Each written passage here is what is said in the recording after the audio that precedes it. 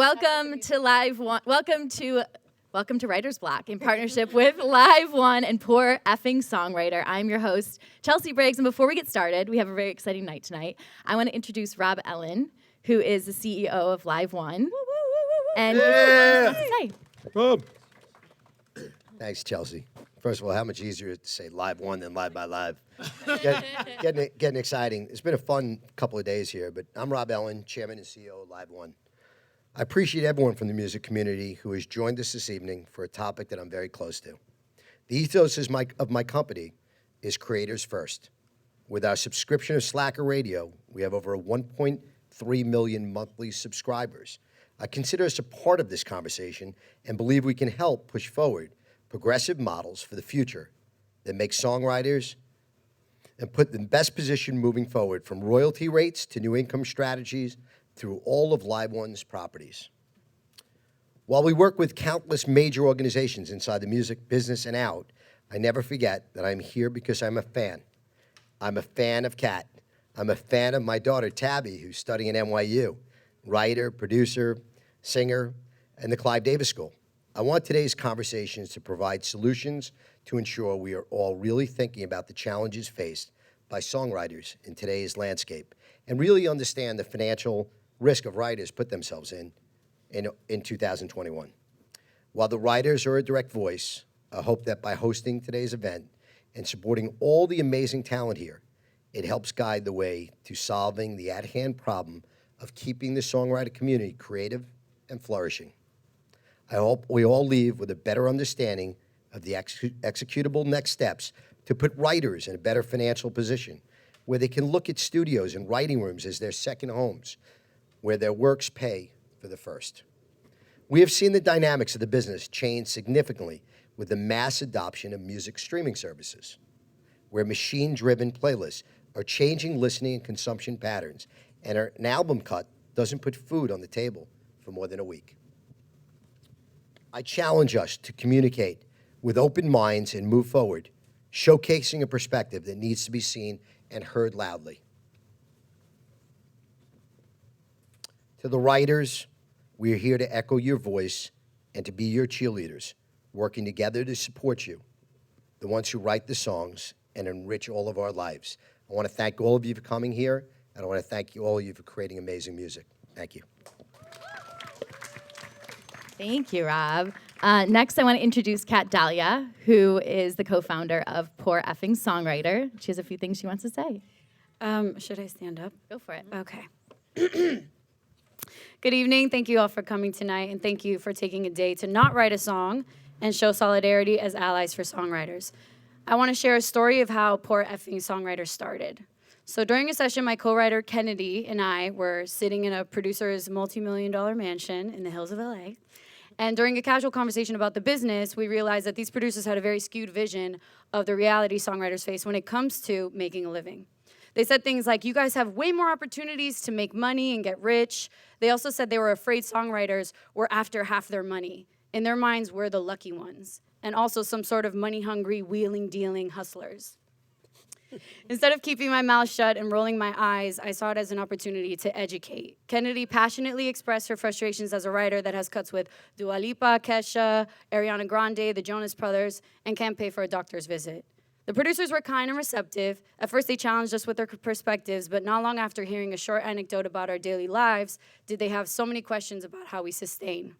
They ended up changing a lot of their opinions on what it truly is like for us on our side of the business. We walked out the front door of the mansion that day and said our goodbyes. Kennedy got into her mother's hand-me-down 02 Honda Accord, and as she drove off, I started to think how important it is to have these conversations.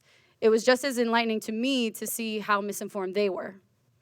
My phone rang, and I was in stop-and-go traffic, and it's Kennedy still laughing at the conversation with the guys earlier. So I started brainstorming an idea with her. The idea was to start a content page, a sort of roundtable discussion dedicated to conversations like the one we had that day and one that we'll have today. A platform to share experiences, the true reality for songwriters, but also a think tank, constructive ways to move the economy in the right direction for everyone. I asked her what we should name the platform, and I said, it's gotta be catchy. It was silent for a second, and then I just heard, F, shit. Oh, I cursed. Oops. And I was like, well, I like the vibe, but that's not really giving me like the idea of what we're all about. And she's like, no, girl, my car just broke down. And I was like, and then I was like, shit. I was like, do you need a ride? Do you need me to Uber you? She's like, it's all good. So I hear banging in the background, which I assume was her forehead against the steering wheel. And then I hear her mutter, poor effing songwriter. That's what we should call it. And I thought, wow, this girl is a genius. Someone should pay her for her ideas. After the news of the DSPs proposing the royalty rates that were lower than previous years, we wanted to take action. And while our publishers fight the good fight in Washington, us songwriters who are in rooms every day have another fight. So let's start with a conversation. Songwriters are walking, talking, breathing creative businesses. I love what I do. It's an honor when a producer, an artist, or an A&R demands that I be in the room. It makes me essential to the project because I am. I loved working with my corporate partners, Sony, Warner, Universal, you name it. I love the artists that are signed and that I get to work with. I'm a fan of the artists. I'm also an artist myself. I've been in the business for 10 years and I have made a lot of good friends in and out of the building. But as a business, I need to justify my costs, my time, and my work. Let's work towards the goal of normalizing and standardizing paying writers for their time and services rendered. We need to build a healthy financial relationship between labels and songwriters where we're included in the recording budgets. And I truly believe that starts with authentic conversations and the facts. I'm one of the few that is fortunate enough to be a part of a very small class of middle class of songwriters. And there are still years where I have to wonder where the next paycheck is coming from. So here I am today for my friends and for myself, the ones who couldn't take a day off of writing for fear of missing even one day of some potential income. We are beyond the underdogs at this point. We're the only sector in the music industry that does not get paid a fee for the services we provide. We're left out and yet imperative to the ecosystem that supports an entire industry. An industry that supports and encourages a living wage in the US, benefits and the ability to live a great life when the work is put in, except for songwriters. So now the hard part, getting everybody together. This is not something we can do alone, but tonight we begin to create a culture that brings us together. Let's share stories that bring us closer and find a better and more sustainable future for songwriters.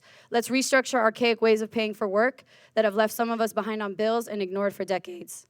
My padrino, which is godfather in Spanish, started the People with AIDS Coalition division in Miami Beach in the 90s. He fought for the LGBT community before it was just a G. I'm glad you guys got that. He was an advocate and worked tirelessly with the city to create affordable housing for those with AIDS when the price of medication became so expensive that to stay alive, people were left homeless. Mostly one group of people, the LGBT community. In 1999, he died of AIDS fighting for what was right, and it did not go in vain. This is the man that raised me. Some recently have said, doing something like this is risky and might burn bridges. But my padrino taught me that if a couple bridges burn along the way to change, so be it. When we rebuild them, they will be sturdy enough for us all to walk across. I'm excited to hear from all the speakers this evening. I feel honored to have them here tonight and even more excited about the work ahead. It's a long road, but I know we will not be walking alone. And I want to thank Robert Ellin for hosting us tonight. And thank you for your gigantic mansion and your limitless resources and and your heartfelt support. I want to thank Josh Halbauer for being my rock for these last 2 weeks. And seriously, my co-pilot, none of this would have happened without you, I swear. I want to thank Eric and the entire production team of LiveXLive, Jackie, who I also met as well, for supporting us and helping amplify songwriter voices.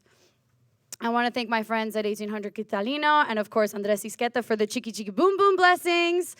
And this literally means everything to us. So thank you guys for coming. I want to thank Sona, Michelle, Louis for coming out and being basically everything to connecting the dots for these last 2 weeks for us as well.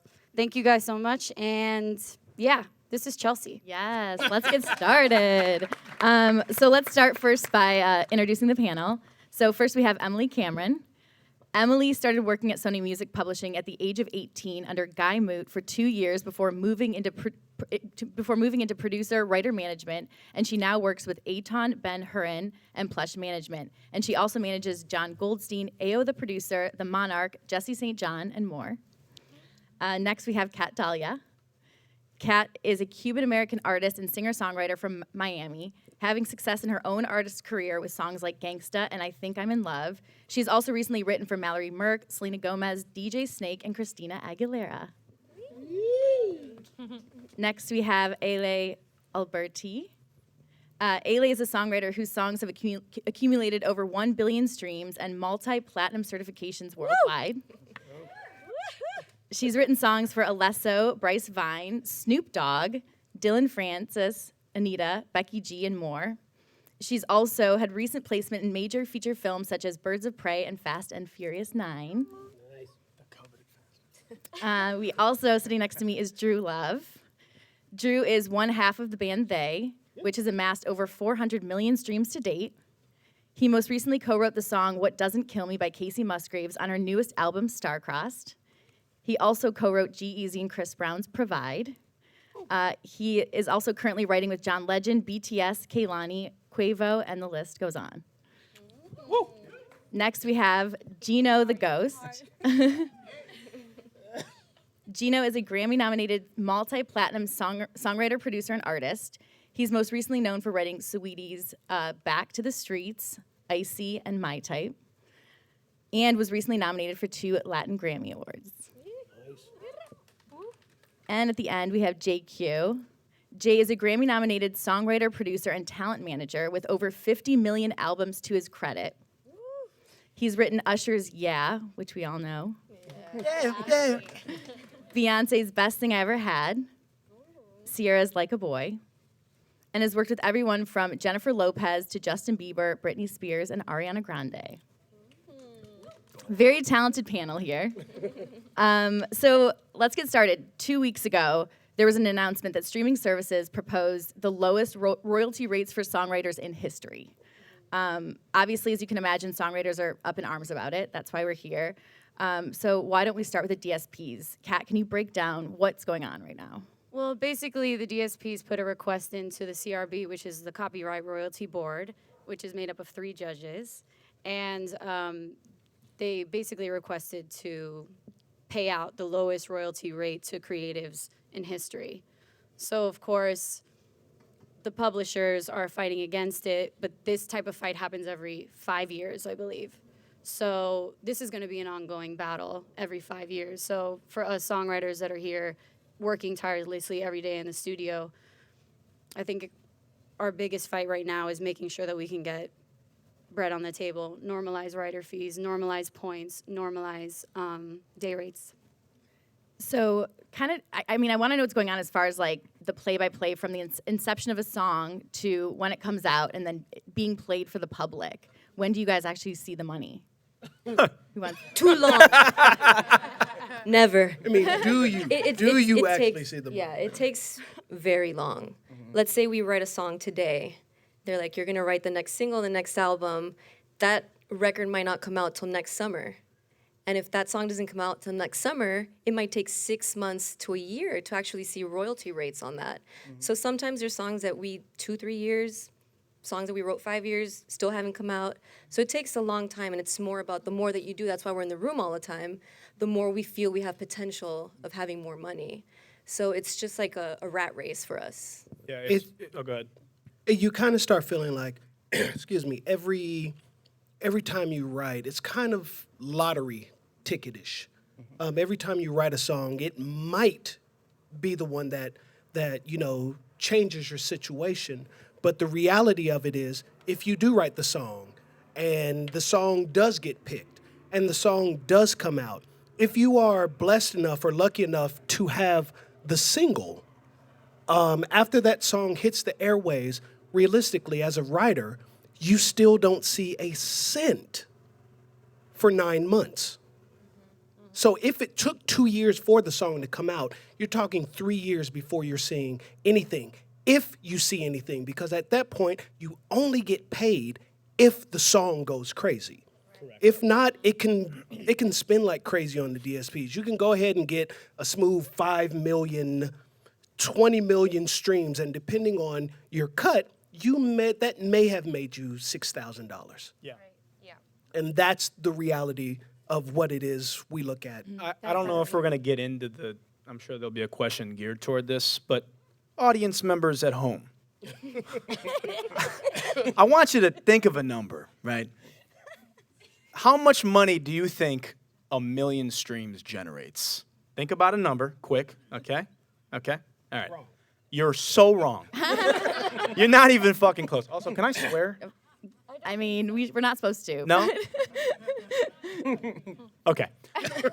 Think of a number, right? Okay. Every million streams generates roughly, on the songwriter side, about $700.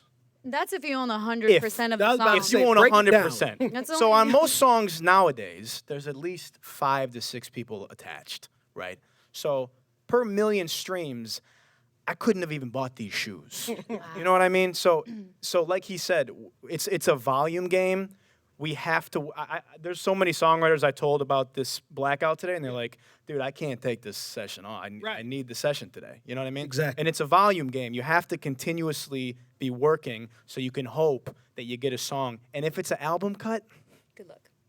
who gives a so An F. yeah. So it's really just yeah. Anyway, so that's why the whole DSP thing, while we're here today, is it's such a slap in the face for these corporations to be like, yeah, this is still too much, you know? And it's yeah. So anyway. But so everyone else a part of the creative process when writing a song is actually getting paid a fee, but you guys. Correct. Yes. Correct. Yep. And how does that work?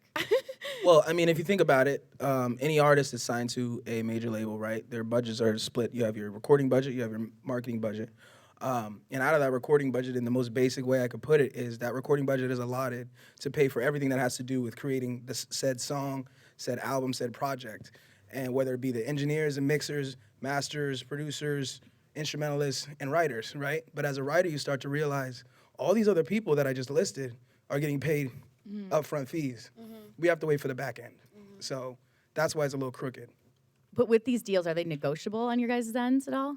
If we really fight for it, like Yeah. we get looked at really weird with side eyes and that we're being aggressive, and we try to fight for any type of upfront fee. I think there's a very unfair position that songwriters are put in when if you ask for something because it's not the norm, and it should be the norm, because it's not the norm, you kind of get hit with, oh, don't ruin that relationship, or, you know, don't lose the car, or they're never going to want to work with you again. Imagine that your life's work is going to be taken away from you if you ask to be paid for it. I've actually lost a lot of work by asking for what I deserve, and then they're like, oh, don't work with her, she's difficult. And then they go on to other writers who are willing to do it for free. But I'm like, I need to stand up for myself. I need to do this for myself because I want to set a new standard. And I want to do it for everybody that's coming behind me. So if we continue to do it for free, then it's, you know, we're never going to move forward. So I feel you. This has been a fight that, like a couple of people here know me. Drew knows me. I've been writing professionally for a couple decades now. And this is a fight that we've been having for a couple decades now. The problem that most people don't see and don't understand, specifically if you are not a songwriter, is that most songwriters operate from a place of fear. Like, it's a scary place to be the one to stand out, to try to fight for something, for everybody else to point at you. Now, understand, if you mess around and get it, everyone will rally behind you, and everyone will call you a genius and will praise you. But if you die on that cross, you die alone. And it's just a really, really, really terrifying place to operate from.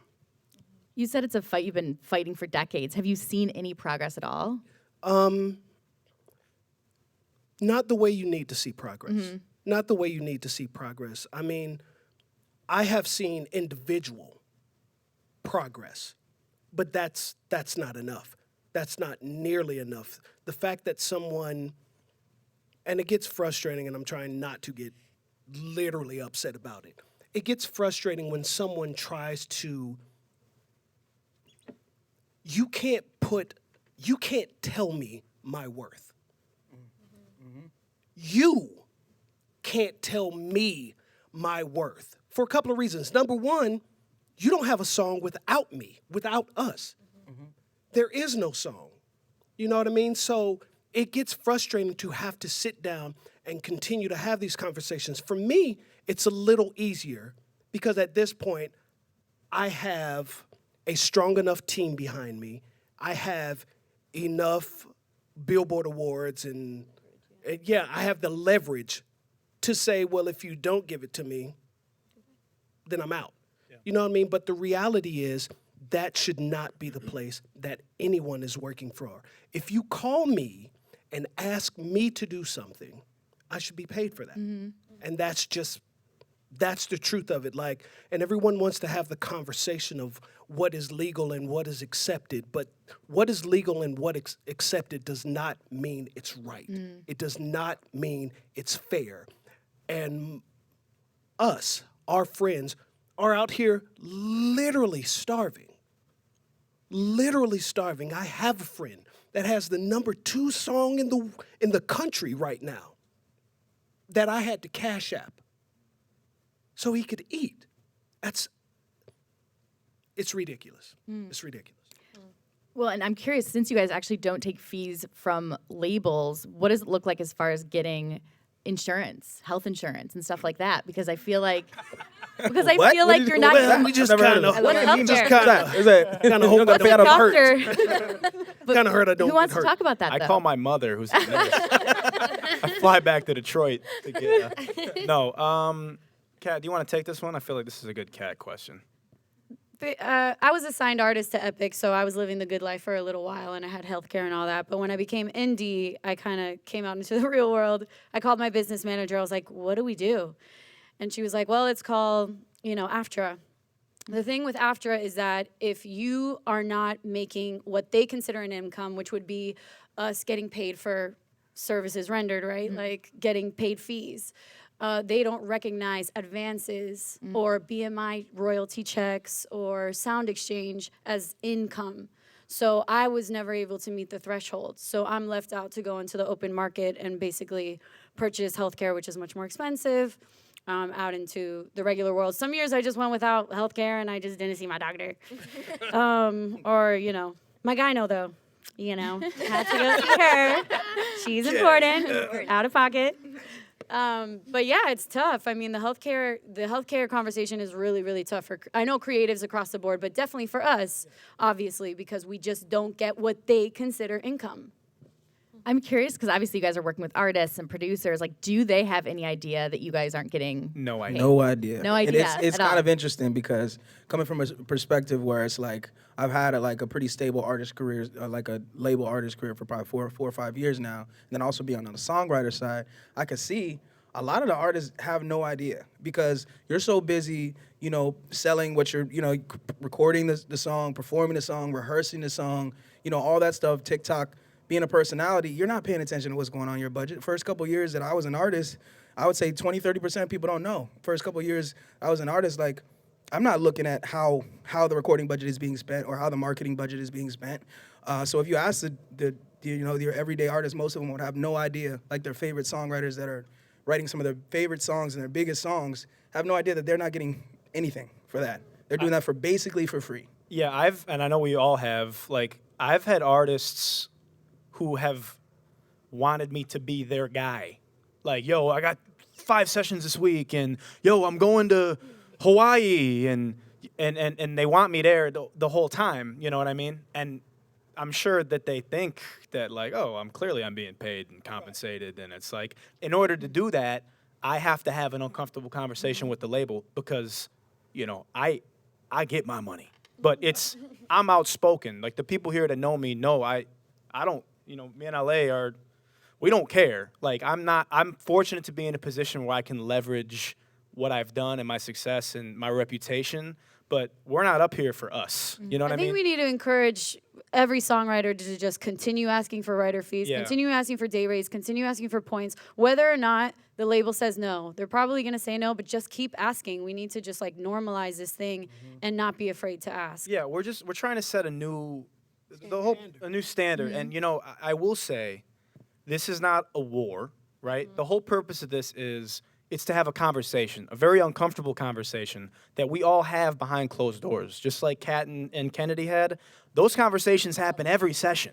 So, and what's interesting is I've had those conversations with all my friends at the labels, and they're like, oh yeah, of course, like, definitely needs to change. Well, I don't see any people from the labels really here today. Gabby's here.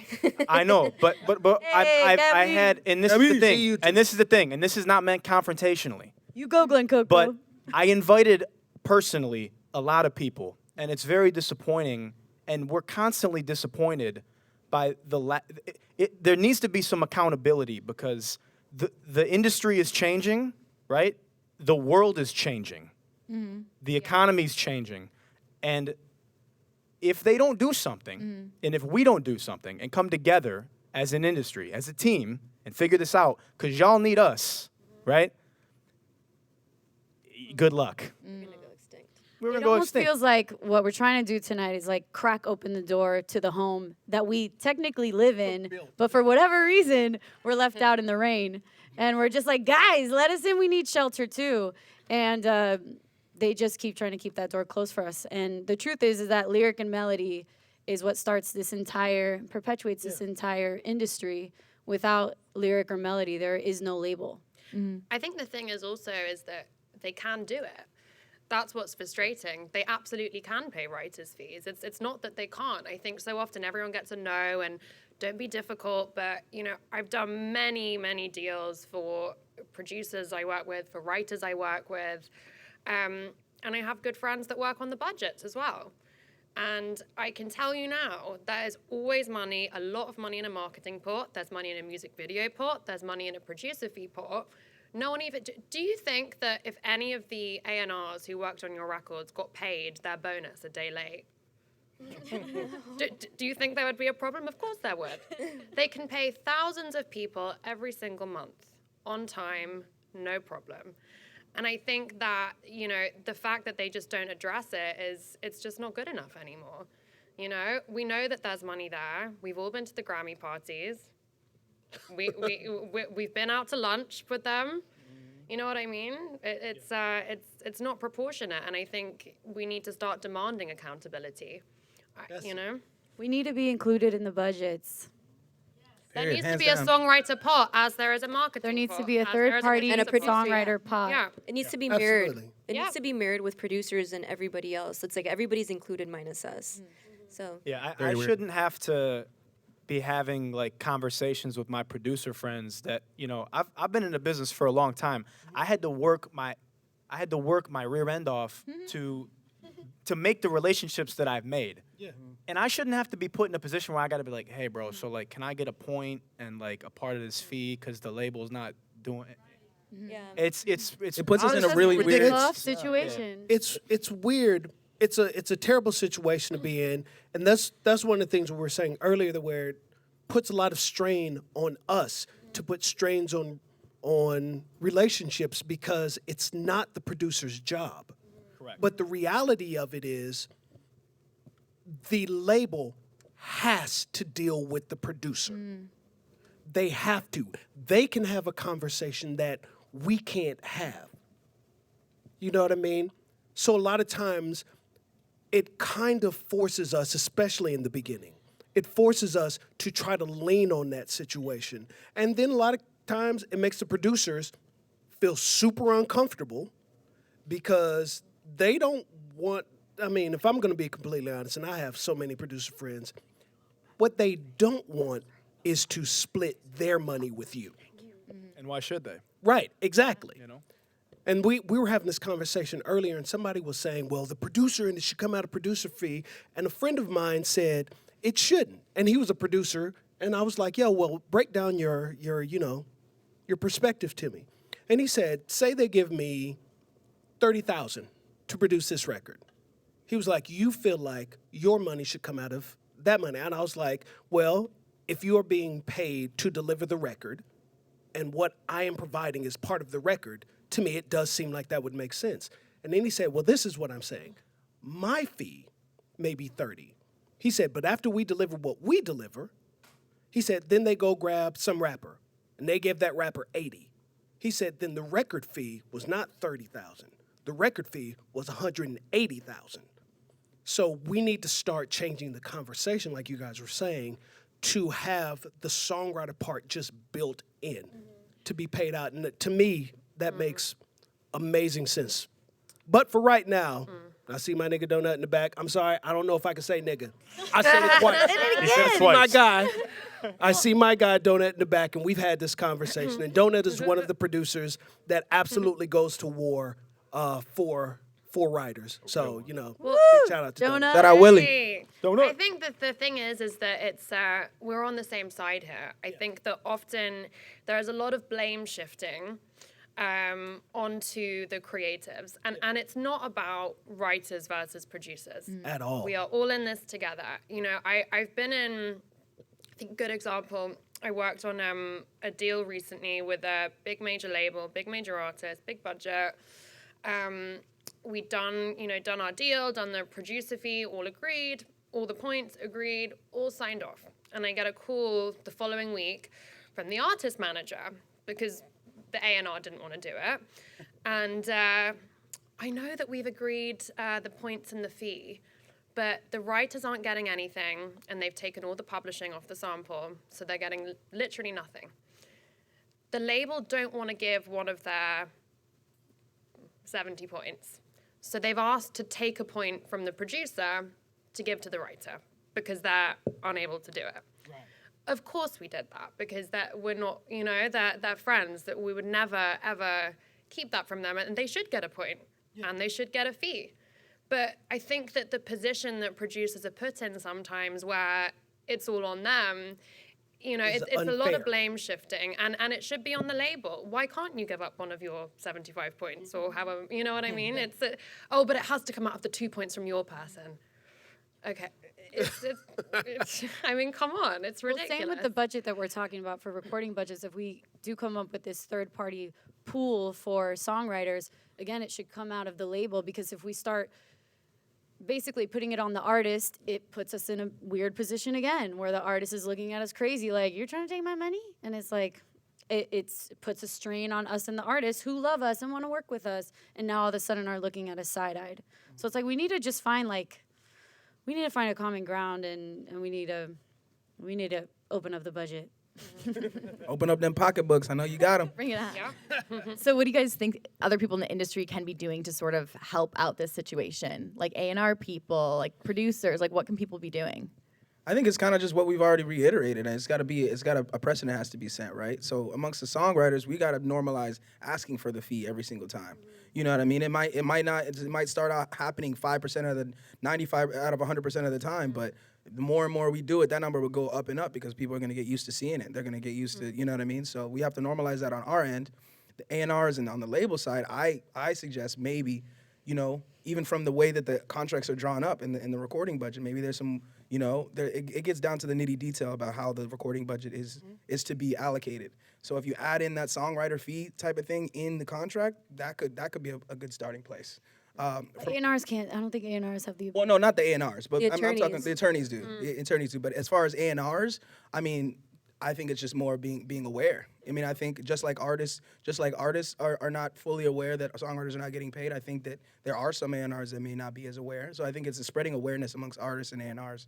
I think everybody has to get comfortable with having this conversation. Yeah. Yep.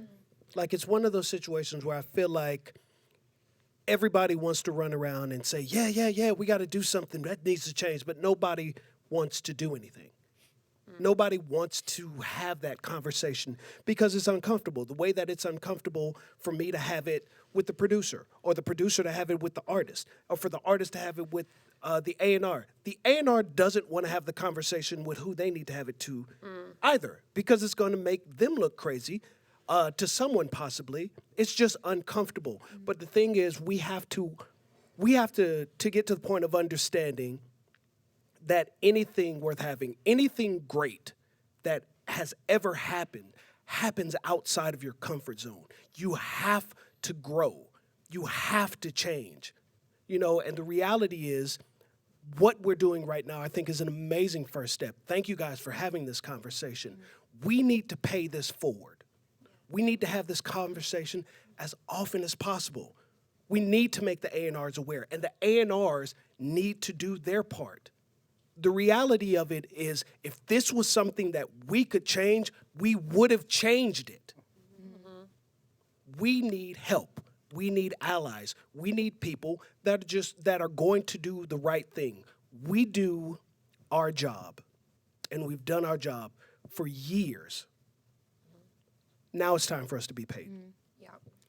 Woo woo. I think also we need to stop being like allowing labels and DSPs or A&Rs or whoever, stop allowing people to intimidate us. I cannot tell you, excuse me, I can't tell you, when they announced the lower rate proposals a couple of weeks ago, I was posting up a storm on my social media, and I cannot tell you how many artists, label A&Rs, other writers, producers, people that message me saying, I couldn't agree more, I'm so upset, I'm terrified to post about it because I have a release coming and they're not going to support me and they're not, we've got to stop, and I understand it's difficult, but we have to stop allowing them to put us in this position.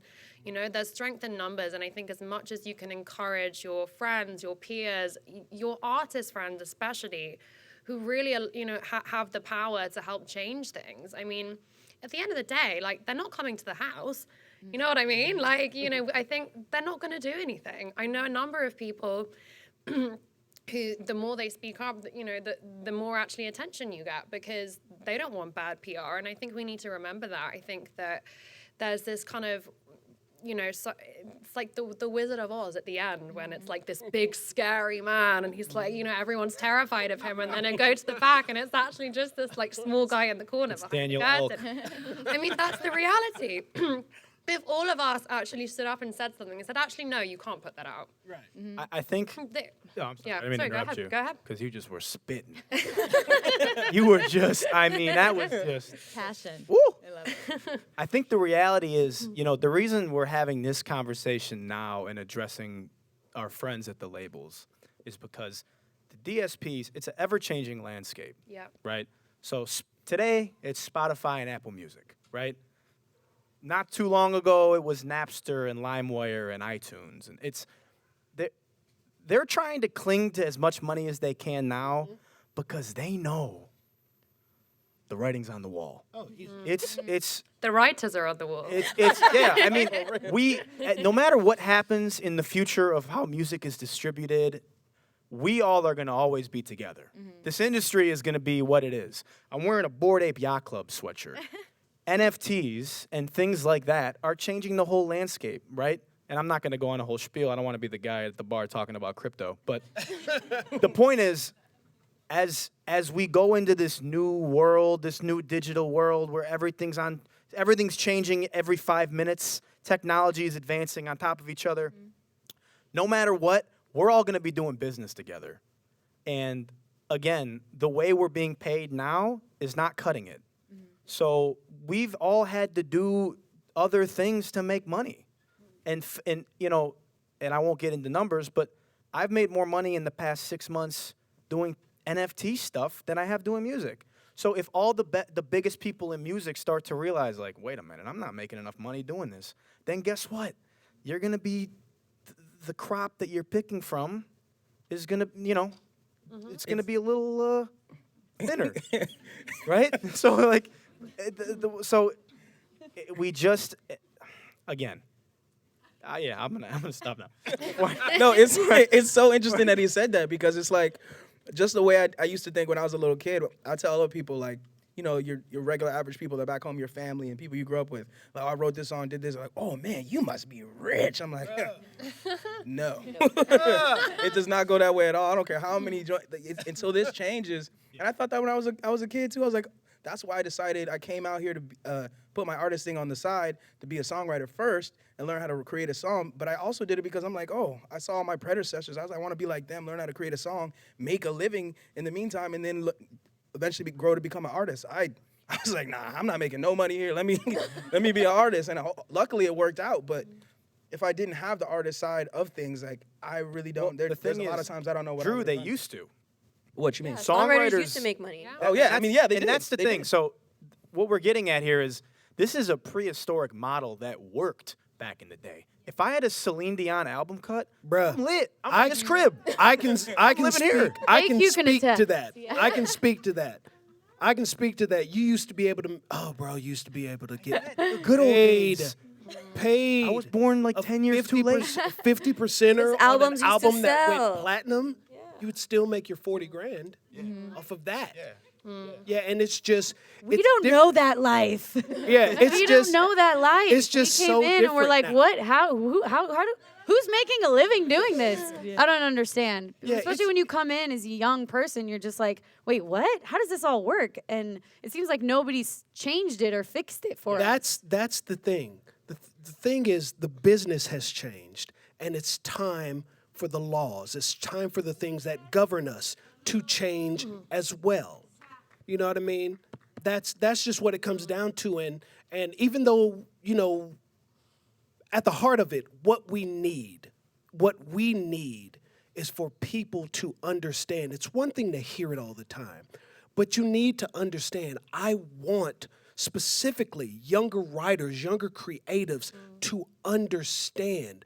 Like, the music business is one of the only, and it's wild, it's one of the only things that I've ever seen people do professionally that literally have no idea how it works.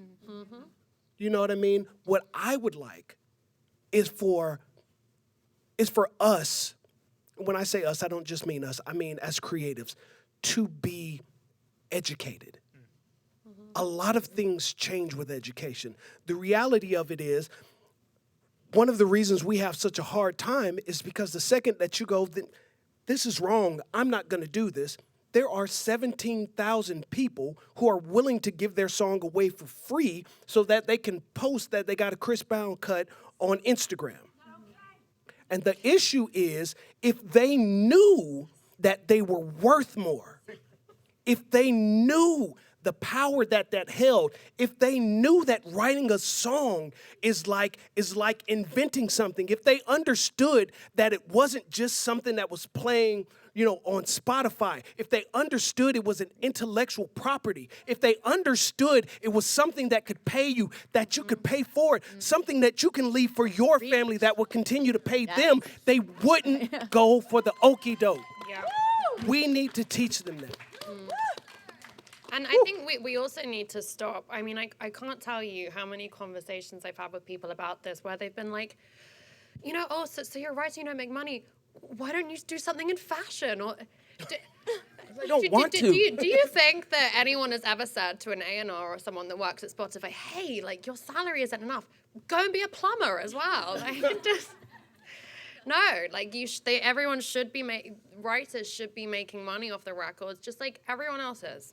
And I think there's also a huge misconception, and there's something that DSPs and people have kind of been hiding behind since the digital era of, oh well, it's streaming and we don't make any money. Trust me, they're making more money than ever.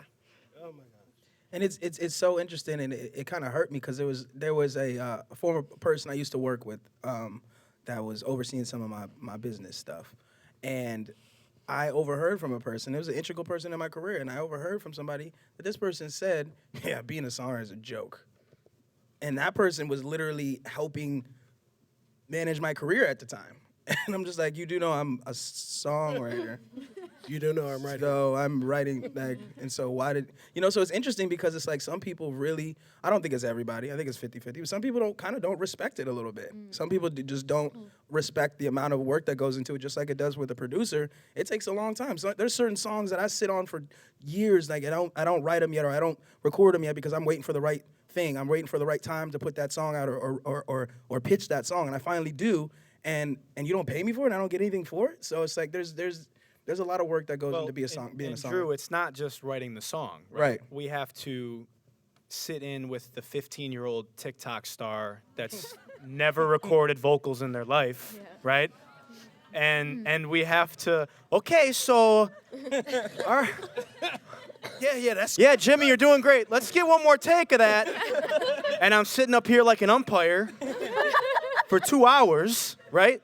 And it's like, and I love doing it, right? Because I mean, not only like, to me, the creation of the song is not just writing the song. You know what I mean? It's everything. It's getting the artist, getting it out of the artist. And, we don't just write. We do it all. We develop the artist. We get the vocals right. Yeah. Yeah, it's interesting that you say that because as a writer, sometimes you have to learn how to finesse other ways to make money because of the way that it is right now. Whether you have to learn how to, you eventually learned to vocal produce. You eventually learn to and develop other skills, which is good, but it's a means of survival because we're not making money anywhere else. Such good stuff, guys. We're going to actually do a little Q&A from the audience, if you guys are down for that. So does anyone have a question in the back? Yo, I'm so angry right now. There's a lot going on, but like, where's the union at? Do y'all not have a union? So I'll repeat it. Where's the union at? That's a great question. Hey guys, can we unionize legally? No, No, we're not allowed to. We We're can't. not legally allowed to unionize. I wish there was a lawyer up here, but unfortunately, great. Michelle, We have an answer in the crowd. Do you want to Get on up here. Come on over. Come on over. come on. Michelle, this is Michelle Lewis from Sona. Take the mic. You guys, we do. This is amazing. So, okay, so which camera there? Songwriters can't have. I'm Michelle Lewis. I'm the executive director of Songwriters of North America. We are the closest thing to a union that we can have because it's illegal for songwriters to unionize. We are considered independent contractors by the U.S. government. Ruling in 1984 under Ronald Reagan, before any of you were even born. I was a No, little I was born kid. in 84. Yeah, said basically Scarlet lettered us as independent contractors, so we cannot collectively bargain. We are not allowed to. That is considered a violation of antitrust law. So these guys have had to be super careful tonight when they're talking about day rates and song fees. They can't name numbers, because if they start naming numbers, how much they make, like if one of us starts saying, well, I make that, it's called collusion and rate setting. It's insane. It's insane that that's a thing. There's, I think, somebody out there in the world who has some money that might be able to overturn that. I'm not going to name names, but I think that might. Taylor Swift, where Who's you that? at? Like, Taylor Swift? Artists, drink at where the you bar. are. Encourage all the artists you can to Yeah. post about it, because Yeah. let me tell you, if any of these labels or DSPs had a PR problem, they would fix it in a heartbeat. Yes. Give them a PR problem. Well, they're not showing Someone up from the the house. LA Times is here tonight. So. Well, so yeah, everyone asks us this. It's like, why can't you have a union? Why can't you have a union? It's the stupidest reason in the world. We act as if. That's the thing about Sona. We try to just do everything that you can do as not we educate, we advocate, we can try to get laws changed. We cannot negotiate. Facts. But we love what you're doing. Get up for Sona. Thank you, Michelle. Thank you. Thank you so much. Next question. Right here. Get rid of the name songwriter and just call it song producers, song enablers. So just rename ourselves. Yeah, I mean, Brand we've ourselves. all had to- Rebrand it. Yeah, we all. I mean, I am. We kind of all have to be. Right. We kind of have to You be know? producers of sorts. And we do produce too. I think non-traditional producing. I've put hella records together. And that's producing. You produce a film. I've I got this top line. I know this artist. Let me hit this person. And that. Some of the frustration for me, because I do both, and it becomes frustrating for me when I try to have this conversation with people and they just try to bring up, well, you can get paid from doing this. That's not, to me, that's not the point. The issue to me is that that's always what we keep falling back to. Well, if you could figure out how to make some money this way, I want to be paid for doing what it is that I do. On the songs where I'm the guy in there, like the umpire, for 2 hours, yeah, bro, understand, there's for me, you don't want to believe me, my manager is sitting right there. Beautiful gentleman in the LA hat. There's a nice hefty fee that comes along with me producing anything. You know what I mean? But to me, that's not the thing. If this was just about me or just about us, we could have sat, at my crib and had this conversation. The thing is, I need to change. My 10-year-old daughter, her dream is to be a songwriter. I've tried everything to crush that dream. I was gonna say, what's your advice? What do you about say? Wall? What do you say to her? Everything to crush that dream, but that's where she is, and it's frightening to me because she asks smart questions. Hey, Dad, well, if it's this, then how do you really know what to talk about, and who am I talking? Is it me, or should I be talking to somebody? And I notice when you write, you do this, so should I think of melody first? And is the melody more important than what you're saying? And you always say you have to know who. What does that mean? Can you explain to me? And it makes me happy and fearful. So me having this conversation isn't even for me anymore. You know, songwriters need to be treated fairly. I mean, that's it. They need to be treated fairly. No one's trying to take anything from anyone. The reality is, and this was one of my conversations with my producer friend. It was like, we can continue to have this conversation, but nobody is paying you for a track. If you take away what I do, you are unemployed. So stop treating me the way you treat me. You know what I mean? And the thing is, once you're the person up here having this conversation, speaking, it's way easier to have this conversation. It's way easier to have this conversation now because when I come to a producer, half of the time I'm coming with what we're working on already. Hey, I was just, sitting down, blah, blah, blah, had a conversation. I ran into Usher last night. He asked me for X, Y, and Z. Why don't we do this? And from the beginning, the way that they approach me is different because they see my worth differently. And what we're trying to get everybody to see is that the songwriter has worth, period. Do you guys Amen. know what yeah sounds like without the top line? Definitely Bum, not. bum, bum, bum, bum, bum, bum. Now imagine that for 3 minutes. You know what I mean? All right. I think we have another question right here. I'm curious what your guys' lawyers say, because this benefits them. Obviously, managers benefit, but managers have to maintain relationships constantly because they have multiple clients. But lawyers are here to negotiate on behalf of their clients, and most lawyers I know are assholes. So why are they not willing to? And I mean in a good way. Yeah. Why are they not willing to be assholes for their clients, where they can make more money? It doesn't really make sense to me. So the question is, what do your lawyers say? Hold up. They support. I mean, my attorney supports me. She's always negotiating my points and my day rates. There is a conflict because most of our attorneys represent labels, they represent artists, and so they always feel like, oh, but that's also my client, so it's gonna be hard, or actually we'll be able to negotiate because I actually represent both of you. So it is kind of like a conflict, but I do think that they're in on like wanting us to get fairly paid. It'll be a smooth transition. The issue that most people run into is a very simple one. It's the law. And any business that I've ever run into,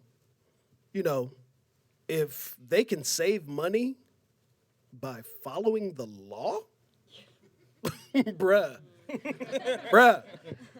And the reality of it is, the way the laws are written, they do not have to pay us. And I think that's an interesting point. I think one thing that is crazy to me, this is the only industry where this is okay. My dad is a scientist, and I remember him once saying to me, he was like, so, how do you make money? So, your people, they do a session and they get paid every time they do a session. And I was like, no. But they do a song in the session, they get paid for that song. No. And like, he was just like, but this doesn't make sense. And he's right, it doesn't make sense. Yeah, I got to LA. I was an actor, believe it or not. And and that's how I got to LA.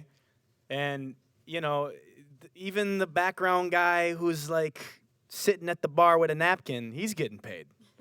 Everyone gets paid on set in film. And so, yeah, just a union, because they got unions. So just to hammer a point in, I mean, I don't need to spell it out, but Yeah, it's the great. one thing that most people don't understand about what it is that we do. And the reality is I could go to work every day for 12 hours a day, 6 days a week, 12 months, and not make a single cent. Not make any money. And most writers don't. Exactly. We're very lucky. I mean, that's Yep. the thing that's crazy. Like, and again, we're not fighting for us. I mean, we are fighting for us, but most writers don't make any money. They get a publishing deal that's supposed to last them 3 years that they have to recoup. They can't because they don't make, it's hard to get a hit. It's hard to get a cut. So. Another question. Do we have another question? Minutes left. Go right over here. Yeah. One more. You have time for one more. Yeah.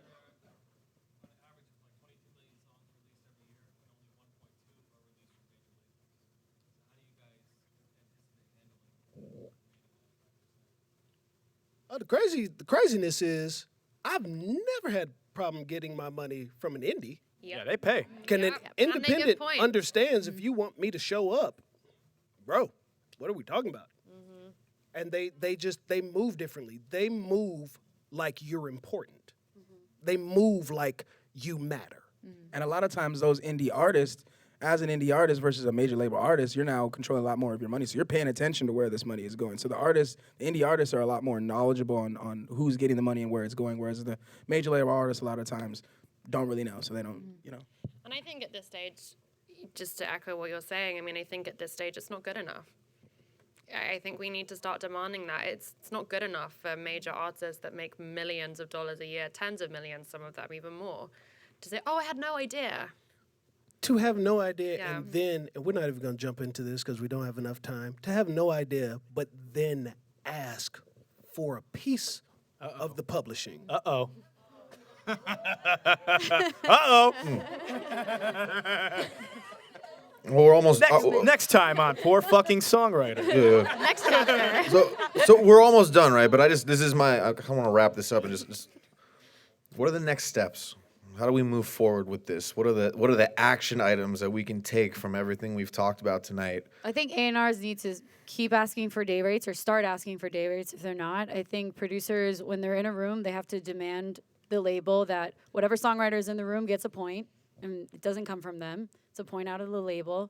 And artists also need to be aware of what's going on and hopefully push for us as well. And we need to continue to have conversations like this and put this out into the open. And we need to keep asking for writer fees, Set the points, and precedent. day rates. Well, we need to create, I think, rights of fees. It's like you guys shouldn't even have to ask for it. You know, That's the what I fact was about that- to say. Yeah. We have to continue to have these conversations. And the reality is we need, if you care about these relationships, act like you care about them. It's really that simple. It's really that simple. I would never let someone that I care about go hungry. And as a business person, I would never let somebody who's bringing value to what I'm doing feel like they're less than. That doesn't make sense.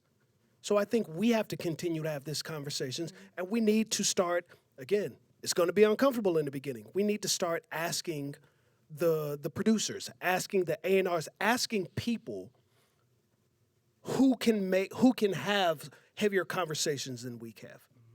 Make it make sense. Yeah, Who if are the our produce, allies? if the label has to talk to the producer sits at a very different place than we do. And that's just right now. That's what songwriters need. They need allies. It's setting that precedence. Artists got to ask for the.